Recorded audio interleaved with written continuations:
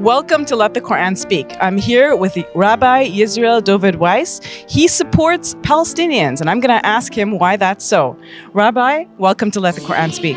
Thank you, and it's an honor, a privilege to be on your program. No, it's wonderful to talk to you. So tell me, Rabbi, why do you oppose the state of Israel, first of all, and why do you support Palestinians? Okay, first I pray to the Almighty that He bestow upon me His truth, His wisdom, that I may be worthy of conveying His message and so sanctify His name. It's not my personal opinion. What I'm representing, with God's help, is the opinion of the very religious Jews around the world, including in Al-Quds in Jerusalem, including throughout Europe and throughout the world, basically.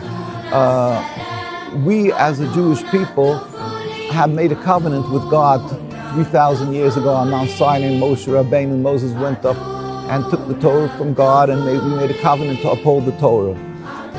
That is what Judaism is all about, to uphold this covenant, to be close to the Almighty, to be subservient to the Almighty. This movement, the concept of creating a state, sovereignty, and what they want to call a Jewish sovereignty, that concept, is a movement that started around 150 years ago. It is a transformation from subservience to God into nationalism.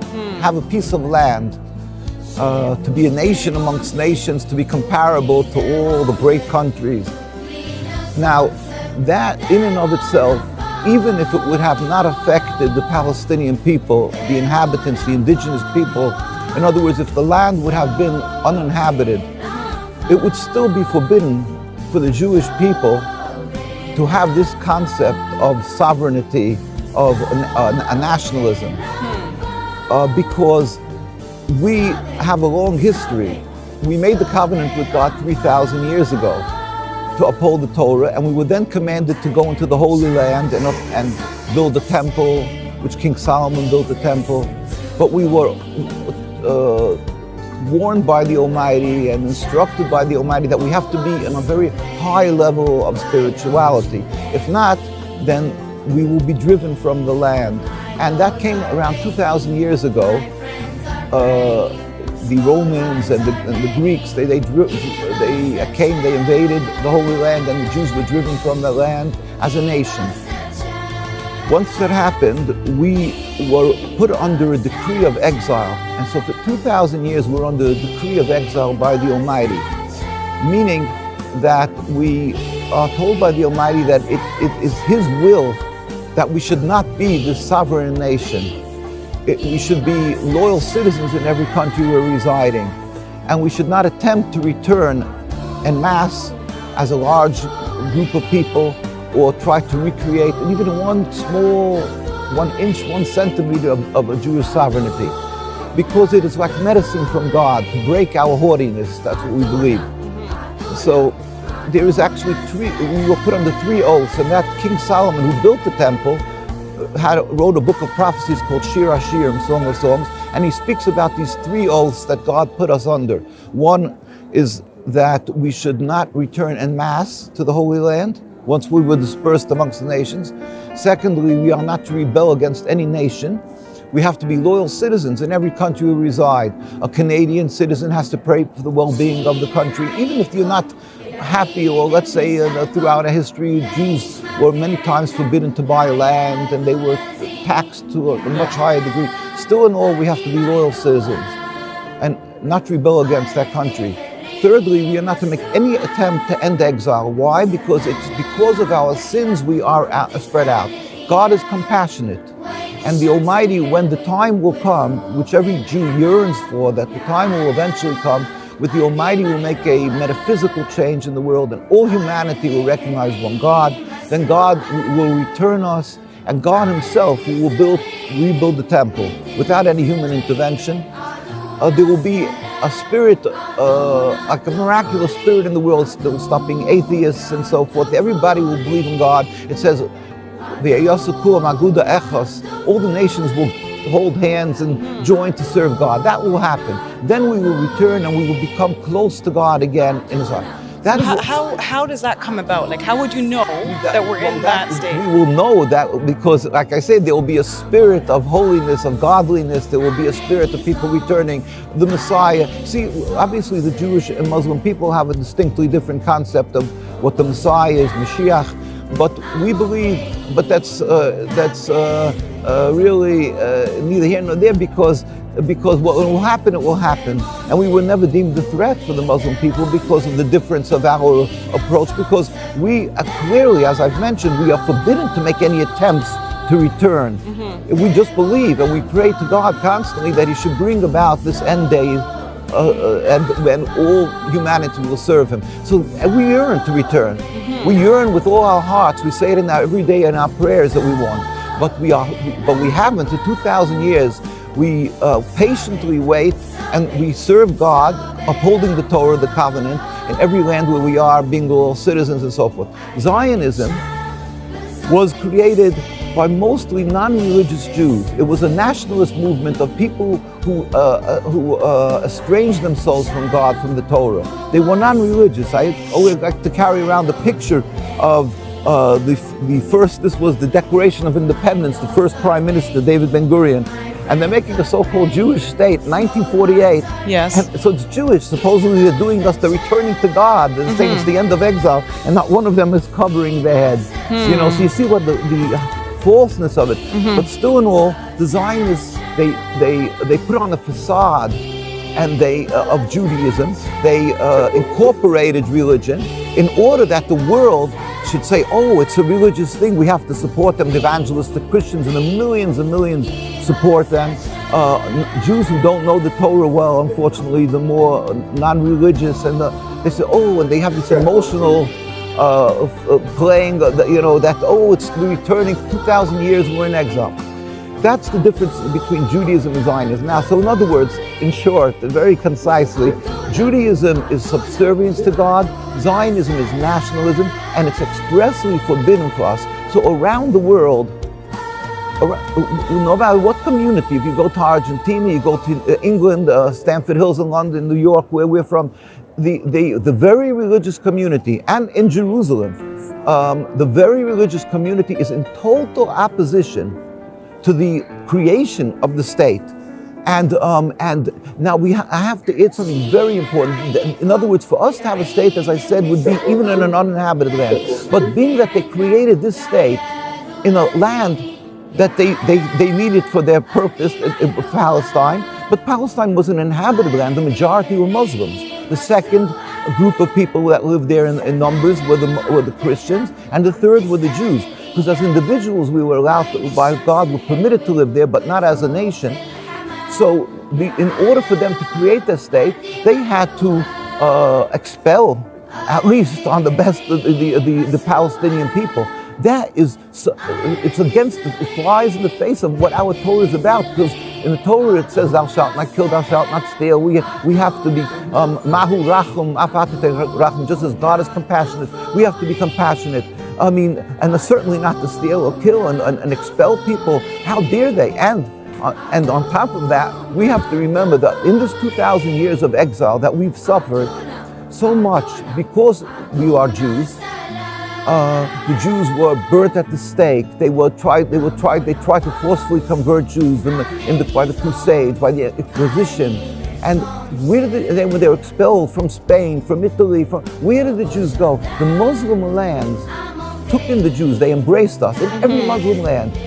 Iran, wherever you would like, Palestine, it was under the Ottoman Empire. They took us in and we flourished in their lands. There was no human rights used to protect us, yet we flourished. It wasn't necessary human rights. So now for the Zionists to come along and accuse the Muslims of an ingrained hate to Jews, or the Palestinian people, an ingrained hate, how dare they, how repugnant, how in where we have to show, the Torah requires us to show gratitude for the people, and to go and turn that on its head and say, these people wronged us. All of this is the most criminal part of this, what the Arab and Muslim and the Palestinian people would call the Nakba. We have a picture here even, you can see how we used to live together, and we babysat each other's children. We lived in total peace. That is why the very religious around the world we stand in total support. We hurt, we cry with the Palestinians. We are humiliated because the Zionists took our religion and they're using it as a tool to occupy, to intimidate, to silence other people, because if you speak up against them, you're called anti-Semitic. So we the religious communities, stand in opposition. How do you oppose the Zionist movement? Well, the first thing is we believe, first of all, we do not accept it. We do not participate with them. We have the very religious communities does not serve in the army, certainly not. They don't go voting. They have nothing to do with the state. We have a rabbinate there. The Zionists made a rabbinate, all for this facade, but they masquerade in Jews, so they made a rabbinate with a chief rabbi, and this is all by us irrelevant. We have a rabbinate. We had in the 1920s, the chief rabbi of the religious community that was living there for hundreds of years was Rabbi Sonnenfeld. And he met with the king of Transjordan in 1920s, that's way before the state, to declare our loyalty and that we don't want to stay. He passed on. In 1947, 1948, the chief rabbi was Rabbi Dushinsky.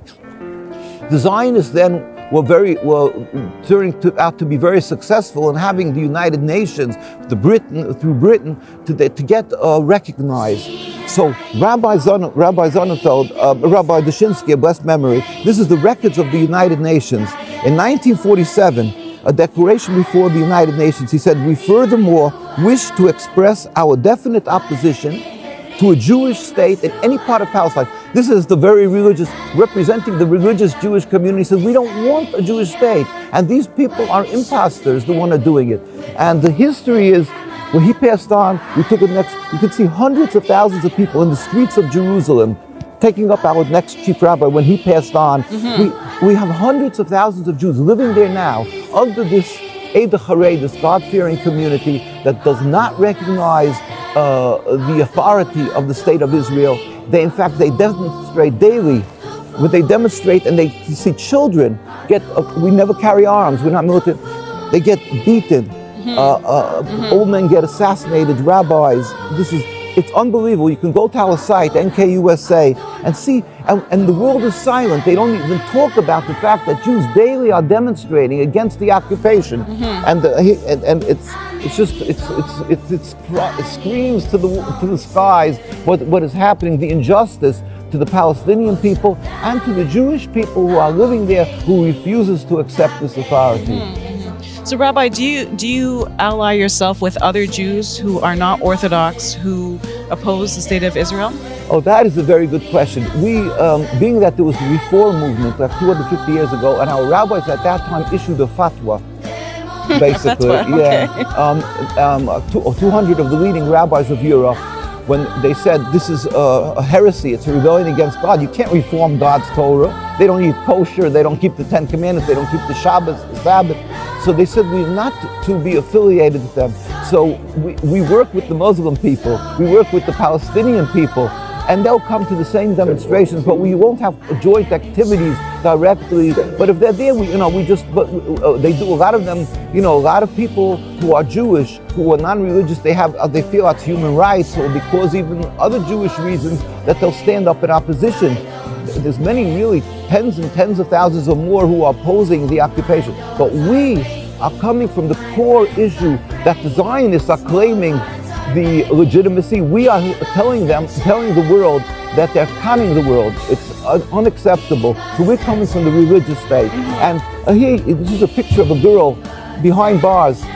Every boy and girl who turns 17 becomes a criminal from the religious community because they refuse to serve in the army, in the IDF, which is mandatory military service. So these are all very, very critical issues. Why is it so critical for people to understand? Because people, they're very wily, they're very efficient in what they do, the Zionists, and they like to refer to themselves as a Jewish state. They insist to be referred as a Jewish state. Why? Because then they know that if anybody wants to oppose what they're doing, criminal to the Palestinian people, they're taking their homes, they're stealing, they're killing, they're doing so many terrible crimes. But if you say a word, you're speaking against a godly religion. So, and you're attacked as being anti-Semitic, and now they just made here, they're making a new law, they're trying to pass the IHRA, I think, and that's going to say that if you speak up against Zionism or the state of Israel, it's anti-Semitic. What could be more ludicrous and what could be more unacceptable than such a concept when the very religious communities are being oppressed and insisting, we are Jews. My grandparents were killed in Auschwitz. Most of our communities are immigrants from Europe. We died because we were Jews, because we insisted on remaining this religion, our covenant to God. And we did not accept that because we suffered, that therefore we're going to turn around and occupy another people. We suffered, and now we should go sin against God that we gave our lives for by stealing and killing and doing against God's will. And so we're against the Zionism, and we are being oppressed. The ones of the Jewish people who found a home in Palestine and were living there, these immigrants, and they were living there, trying to catch the breath from so much suffering. All of a sudden, they enjoyed being under the authority of the Ottoman Empire, and all of a sudden they're thrown under the Zionist control and told that if you stand up and oppose this rebellion against God, you are thrown into prison, you are a criminal. How does the world take the authority to dictate in our religion what it's, instead of respecting our scholars, which you have here in Canada, if you have in the United States, we have our community, let's say in New York, it's the largest concentration of religious Jews where I lived right across from Manhattan, Williamsburg, Brooklyn, miles and miles, and there's not one single Israeli flag. The chief rabbi of Palestine, Rabbi Kebenaran, moved there, and these distinguished communities, thriving, illustrious communities with great scholars and pious people and businessmen, and they all insist that we are a religion to serve God, and God forbid that we should accept the occupation. And now if we decide to speak up against this rebellion against God in the name of my religion, and call out to the world that they're imposters, they're using my religion, that we should be, and people who are standing together with us should be accused of being anti-Semitic, that is unjust, it's unacceptable, and we decry that. And that's what we do we try with God's help. We pray to God that He should bring a speedy and peaceful dismantling of the state. At the same time, we go to the United Nations, we go with Palestinian people to cry their hurt, to go to their demonstrations, to try to educate. We go to universities, to colleges, to conferences, and to tell to the politicians to have them change their approach and not to support the oppression of the Palestinian people. Rabbi, thank you for sharing with us today. We really appreciate it. I learned so much, and I'm honored that you came and joined us today. I'd love to do again whenever we can expand on all the different issues and our history of how we live together in harmony, and it's such a beautiful to serve God, and distinctly, we have different religions, but it was never an impediment. You're right, yeah. And there's so much to talk about, so much there is, yes. Facts. So one day we'll continue with God's help. Inshallah. You say inshallah too, right? We say in Meretz Hashem or Be'ez Hashem with God's help. But I say inshallah. Yes, yes. All right. Thank you so much for joining us. I appreciate it.